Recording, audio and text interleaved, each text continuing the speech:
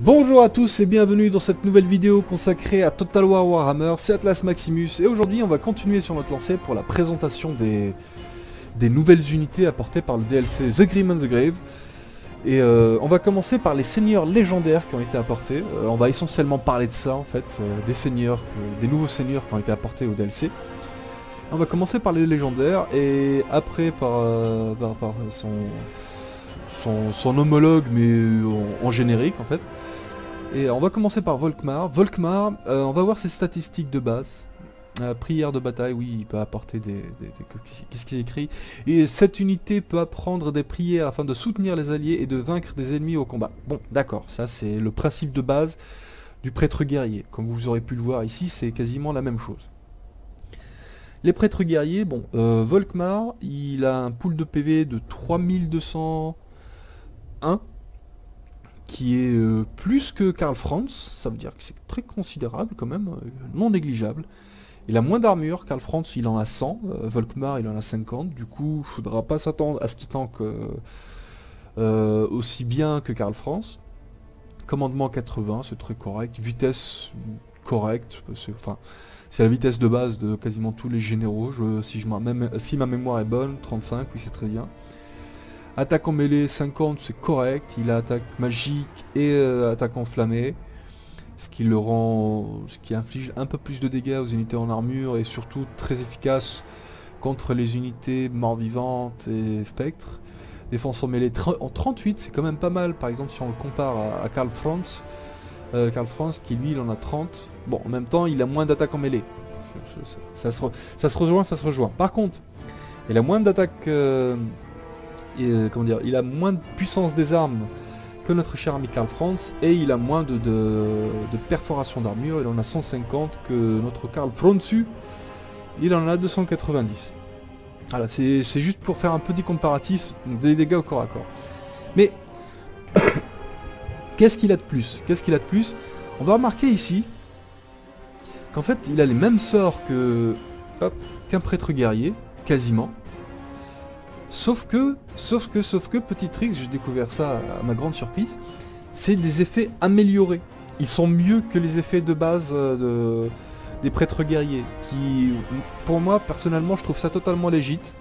Je trouvais même scandaleux que, au tout début, par exemple, Van Karstein ou bien Archaon, dans leur sort, il n'est pas quelque chose en plus qui fait que c'est les seigneurs de leur faction, ils sont plus forts dans les domaines de magie, et normalement ils devraient avoir des effets plus costauds.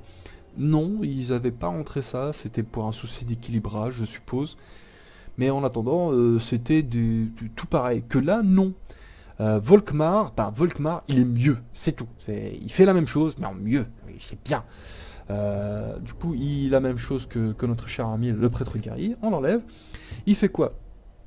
Volkmar il a bouclier de foi. Bouclier de foi c'est un sort qui c'est une capacité qui affecte instantanément les cibles dans la zone, ça veut dire ça agit de suite, ça dure 21 secondes, ça affecte les alliés sur une portée de 45 mètres, et non pas 45 mètres plus, c'est de 60 mètres parce que la zone d'effet est augmentée, j'étais resté sur le prêtre guerrier. Et ça augmente la résistance de 22% aux dégâts, ce qui est très fort si vous l'utilisez au moment d'une charge ou pendant la durée d'une attaque. Bref, 21 secondes c'est très bien, 22 secondes de dégâts en moins c'est très bien, c'est génial. Il a quoi? Il a grand feu de lame, c'est un bombardement, n'agit sur les cibles que dans la zone, ça a une portée d'effet de 20 mètres, c'est autour de Volkmar, vous le balancez en plein milieu de la foule comme ça. Il défonce des gens, et au bout d'un certain moment, vous balancez ça a une grande zone d'effet de 20 mètres, et ça fait des bombardements magiques, et ça donne de la résistance à la magie aux alliés à portée. Et à vous, évidemment, parce que sinon ça touche tout le monde. C'est bien, mais jusqu'à présent, c'est pas une capacité foufou, elle est pas folle, hein. J'ai testé vite fait, après je l'ai pas testé avec Volkmar. Je me suis gardé le plaisir pour plus tard, mais de base, j'avais pas trouvé cette capacité hyper pratique à utiliser, ni super efficace. Bon, peut-être que ça a changé, qu'ils ont boosté un tout petit peu les dégâts. j'aurai le plaisir de le tester et vous rendre ça en vidéo. Nous avons Grand Marteau de Sigmar, ça c'est magique. Ça c'est magique par contre, parce que le prêtre guerrier l'avait. Hop. Il l'avait, sauf que bah ça s'appliquait qu'à lui. Et du coup ça rendait plus ou moins ça useless. Bon, c'était bien, c'était 34 en attaque, en mêlée, mais c'était qu'à lui du coup. Mais là c'est ce qui est magique. C'est quand on va voir notre cher ami Volkmar, on va regarder ici, ça a une portée d'effet de 45 mètres. Ça veut dire 45 mètres tout autour de soi. Les alliés, ils auront 34 d'attaque en mêlée pendant 36 secondes. C'est dégueulasse. C'est dégueulasse qui rend Volkmar, moi, c'est un personnage de soutien de fou. C'est un ouf. Il a quoi? Il a résistance ultime, celle-ci s'applique qu'à lui-même. C'est 22% de résistance aux dégâts, ça veut dire que grosso merdo, si vous utilisez celle-ci, plus grand bouclier de foi, ça lui augmente la résistance aux dégâts de 44%, ce qui est non négligeable. Il a un petit passif puissance divine qui affecte les ennemis dans une zone de 60 mètres qui augmente de 20% leur risque d'échec. C'est bien, c'est bien. Oui, c'est bien, c'est pas mal, c'est pas mal. Mais vu qu'ils ont pas mal modifié les dégâts que les sorts, enfin les sorts pouvaient infliger s'il y a eu un échec, je sais pas si c'est super value. C'est toujours bien d'en avoir, mais bon, à tester. Et il y a Bénédiction qui affecte instantanément les cibles dans la zone, constant, autour de soi, 30 mètres, ça veut dire peu importe où il se balade Volkmar, il va donner un +8 de commandement à tout le monde, et ça c'est super fort. Ça veut dire en plus de l'effet d'encouragement qu'il génère, parce que c'est un seigneur, il génère +8 de commandement. Ça veut dire que ces troupes, elles vont y réfléchir 2 fois avant de se casser. Mis à part ça, il peut se cacher dans la forêt, il encourage les troupes, qu'on a pu le dire juste avant. Résistance magique, 25%. Ça c'est très bien. Ça c'est très bien pour toutes les tentatives de snipe à base de magie contre cette unité. Je trouve ça très fort. Et résistance aux projectiles, comme la plupart des unités uniques, de 15%. Ça change rien. Voilà, voilà. Qu'est-ce qui fait maintenant son homologue générique? L'homologue générique a plus d'armure. A plus d'armure que Volkmar. Ouh. Un commandement un peu moins. Bon. La vitesse est moins grande. Ok. L'attaque en mêlée est beaucoup moins grande d'ailleurs. Défense en mêlée. Ouh, par contre, il est une énorme pool de défense en mêlée. 55. Puissance des armes moins grande. Bonus de charge moins grand. Les sortilèges sont identiques. D'accord. C'est tout pareil. Il est moins fort. Il a plus d'armure. En fait, il peut rester plus longtemps en combat. Mais il fera pas autant de dégâts. Qu'est-ce qu'il a? Il a des montures. Il a un cheval de guerre. Et puis, il a un cheval de guerre bardé. Bon, rien de plus. Volkmar, j'avais pas vu d'ailleurs. Il a un cheval de guerre. Un cheval de guerre bardé. Et l'hôtel de guerre de Sigmar. Je vais y retourner. Ouh, ça rajoute des capacités en plus. L'hôtel de guerre de Sigmar. Qu'est-ce qu'il fait? L'hôtel de guerre de Sigmar, il apporte une capacité...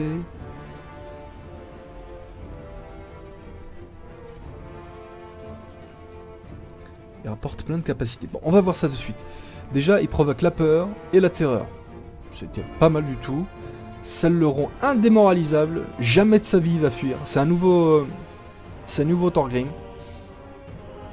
Ah, c'est un nouveau Urgrim, pardon. Urgrim Iron Fist.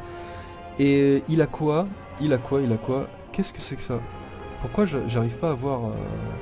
Parce qu'il y a un petit truc qui pop, là, juste en bas à droite. Mais il disparaît une fois que j'enlève ma main. Bon. Ça doit être quelque chose qui ont rajouté, c'est un sort, un spell, n'importe quoi. Enfin bon, bref, voilà. C'était tout pour notre cher ami Volkmar. Maintenant, on va passer aux vampires. Les vampires, on va commencer par l'ajout gratuit, enfin, par Vlad von Karstein. Vlad von Karstein, il a quoi? Les capacités... Ok, il a des sorts... Non, il a une capacité en plus. On va voir ça tout de suite. Tout d'abord, en termes d'armure, En termes d'armure, c'est tout pareil que son copain Manfred von Karstein.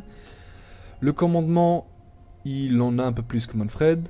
Vitesse, il est un peu plus rapide. Attaque en mêlée équivalente. Défense en mêlée équivalente. Puissance des armes équivalente. Bonus de charge, un tout petit peu plus. Il en a un tout petit peu plus. Je vais boire un tout petit peu de flotte parce que je suis enroué de la gorge. J'ai un tout petit peu mal à la gorge. Oulala, j'arrive. Hein. Excusez-moi, c'est les aléas du direct. Les aléas du direct. Du coup, lui, qu'est-ce qu'il a? Il a maître de séduction. C'est un sortilège qui dure 36 secondes. Affecte les ennemis à portée. Ça a une portée de 100 mètres. Et c'est une seule unité de ce que je comprends. Et ça lui donne moins 46 d'attaque en mêlée. C'est un sortilège. Et en fait c'est une capacité plus qu'autre chose. C'est une capacité, ça veut dire que ça n'utilise pas de magie. Ça a un cooldown de 90, ça dure 36 secondes. C'est très fort. On a 46, tu annihiles les capacités de causer des dégâts à une personne pendant 36 secondes. 46, c'est énorme. C'est très fort. C'est très fort. Vlad von Karstein, il est costaud. Après, sinon, on va enlever tous les sorts parce que ça, c'est un truc que lambda, c'est générique. Tout le monde a la même. Ça va être plus simple à visionner ici.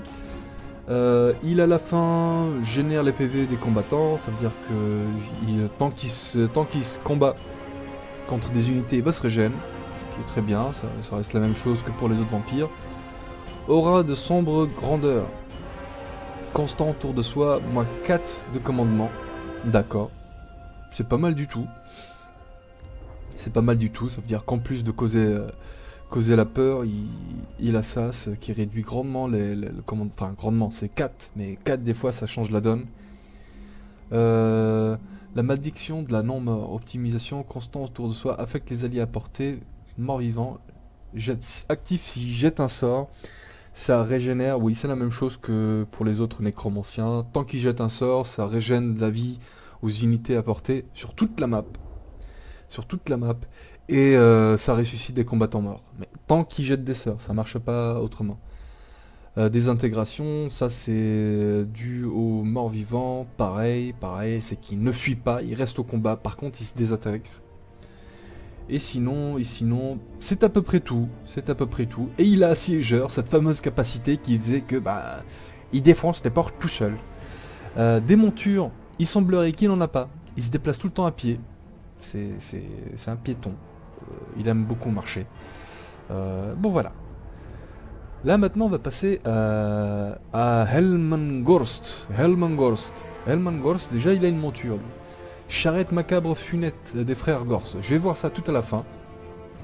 Mais au tout début, on va voir ses capacités de base. Alors, il a régénération. Oui, ça c'est de base, on sait. Je vais enlever tous les sorts. Ouh, ça c'est nouveau. Je vais la garder. Hop. Je vais la garder, je vais voir ça plus tard. Il a des capacités outre que les autres. Alors, de base, lui, c'est un nécromancien. On va prendre à titre d'exemple un autre nécromancien pour voir. Il a 15 en armure, comme tous les nécromanciens, c'est très médiocre, mais ils sont pas faits pour aller au cac. Il a un peu plus de commandement, vitesse équivalente, attaque en mêlée équivalente, défense en mêlée équivalente. Il a puissance des armes 320, c'est tout pareil, et bonus de charge, c'est tout pareil. Ok, jusqu'à là tout va bien. Après, qu'est-ce qu'il y a de plus que les autres? Il a que Résurgent de la non-mort.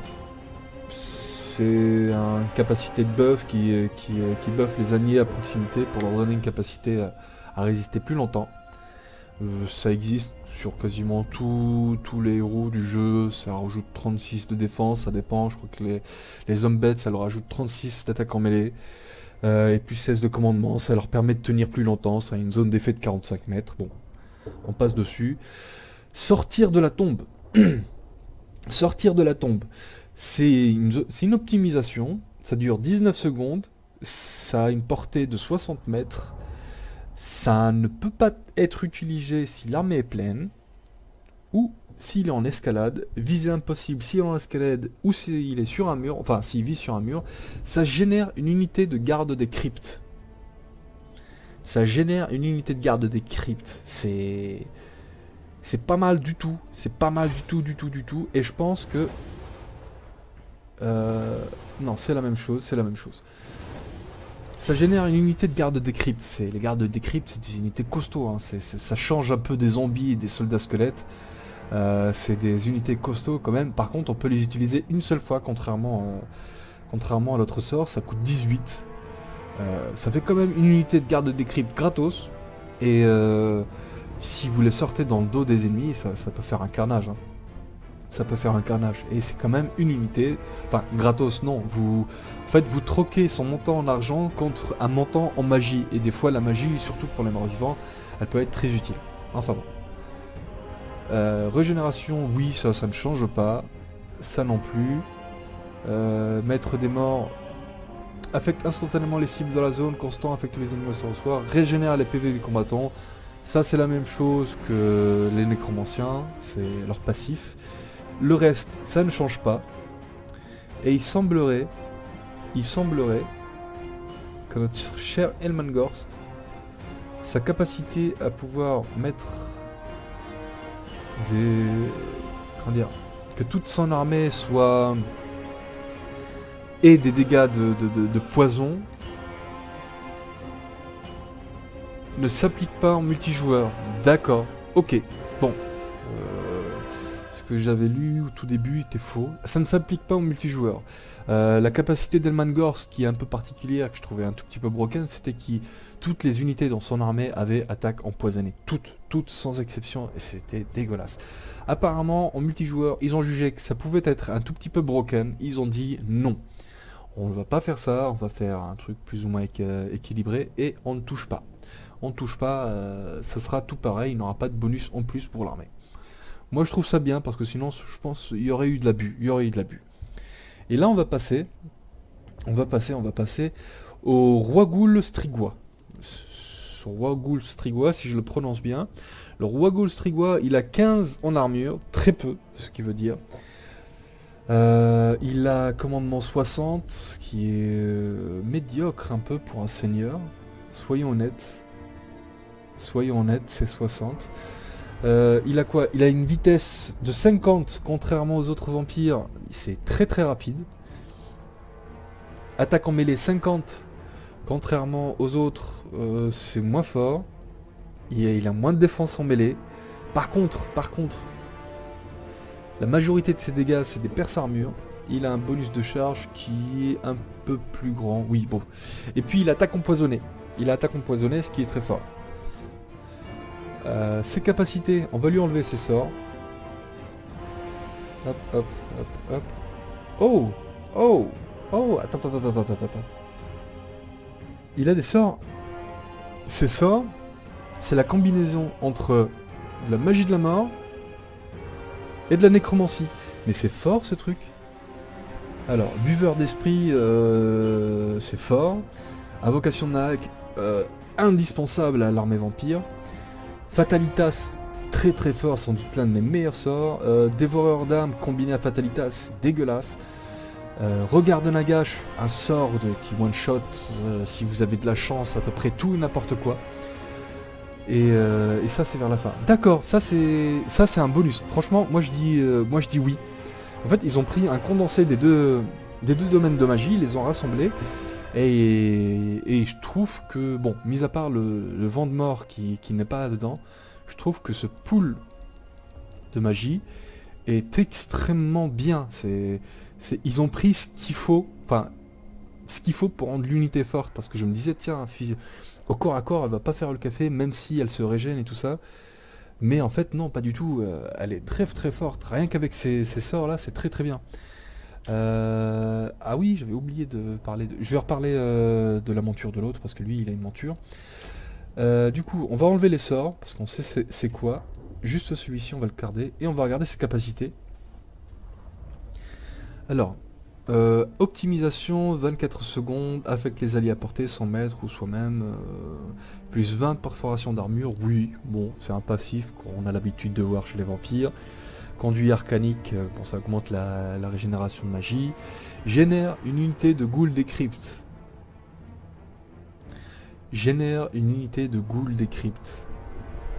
Et je crois que la version améliorée, ça génère une horreur décrite. Et ça... Ah oui, pour l'autre, ça a généré un roi revenant. Ok, ok. Les nouveaux spells qu'ils ont rajoutés à ce niveau-là sont très forts. Parce que autant pour Elmangorst qui lui, ben, j'avais pas vu au tout début, mais en fait, il génère une unité de garde des cryptes, mais la version améliorée, ça génère un roi revenant. Un roi revenant, c'est costaud, hein. C'est costaud, ça peut tanker comme un porc, hein. Ça fait le dégât, vous l'envoyez contre un héros, ça le tiendra suffisamment au respect, hein. Enfin, c'est très fort. On va revenir à lui, et puis, je suis désolé, je vais un peu dans tous les sens, mais je suis content, hein. Je vois des nouveaux trucs, je dis, waouh, encore. Je suis content. Nous avons dit, on va enlever les sorts, parce que ça bouffe un peu de la place en bas. Il avait quoi? Optimisation, régénère les PV du combattant, ok. Sinon ça change rien. Non, il n'y a rien de plus. Résistance aux dégâts, provoque la terreur, encourage, se cacher, mort vivant, mort vivant, mort vivant. Ok. Mis à part ça, il n'y a rien de plus. Il a la Terrorgeist. Terrorgeist. Qu'est-ce qui fait que... Voilà, on a la Terrorgeist et ça rajoute rien du tout. Il semblerait que ça rajoute rien du tout. Enfin, si, ça rajoute, mais il n'y a pas de passif. Il n'y a pas de passif qui est rajouté. Par contre, ça lui rajoute un pool de PV de 756, une armure de 65. Ah oui, là maintenant il impose le respect. Là maintenant il impose le respect. La vitesse, elle est de plus 40. L'attaque en mêlée, elle est de moins 18. C'est un peu pour équilibrer tout ça. Il a un peu moins 20 en attaque en mêlée. Par contre, une fois qu'il est sur le grosse bête, il a un bonus contre les unités larges de 40, ce qui est très très bien. Et un bonus de charge de 12 qui le monte à 40, ce qui est très très respectable. Et je vais retourner, je sais, je suis désolé encore une fois, je pars dans tous les sens, mais je suis content, il y a des nouvelles choses. Et du coup, la charrette macabre de notre cher ami Elmangorst, hop, on enlève tout ça, on va même enlever ça, parce que... Et puis ça aussi, je veux juste voir qu'est-ce qu'il a en plus. La charrette macabre, contrairement à l'autre, je pense qu'elle a un sort en particulier, une capacité peut-être. Oui, elle a une capacité qui s'applique ici.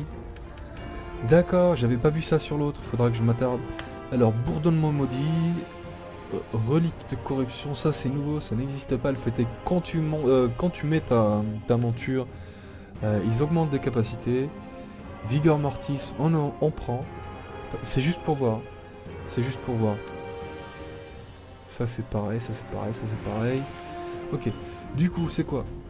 Vigor mortis, c'est la même chose qu'on avait vu chez les charrettes, les nouveaux chars des vampires.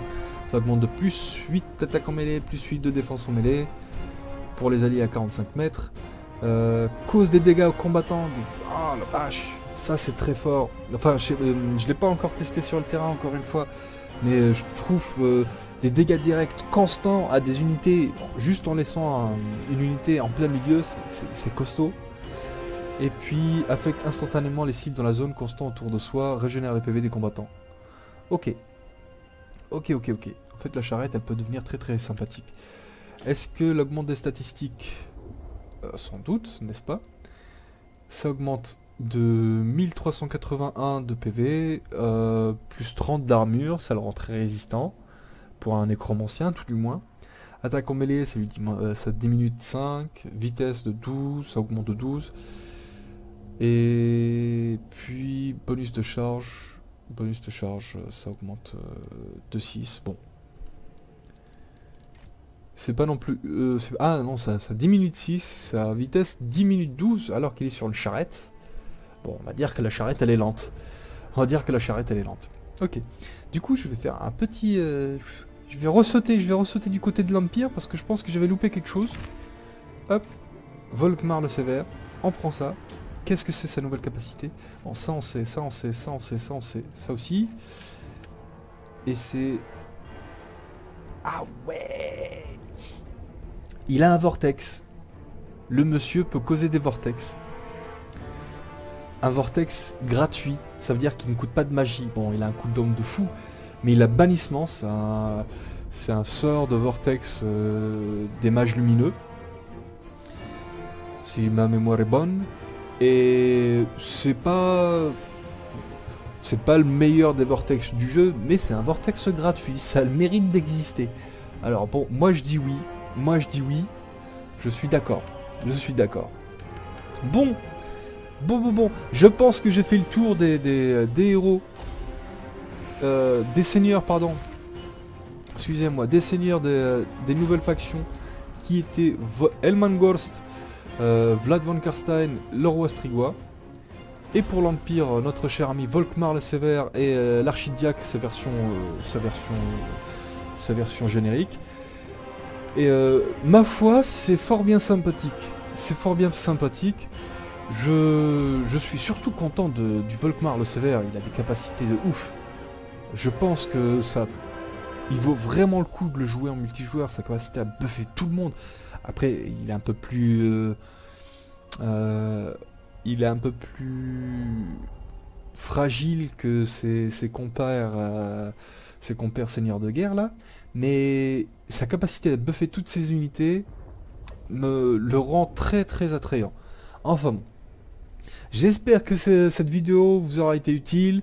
N'hésitez pas à me demander des choses sur ce que vous voulez savoir en général sur Warhammer. Je vais reprendre mes tutos très bientôt, parce que ces derniers temps j'étais un tout petit peu happé comme vous avez pu le voir sur Fallout 4. Mais je vais reprendre mes vidéos tutos très prochainement sur Total War. C'était Atlas Maximus, je vous dis à très bientôt. Peace!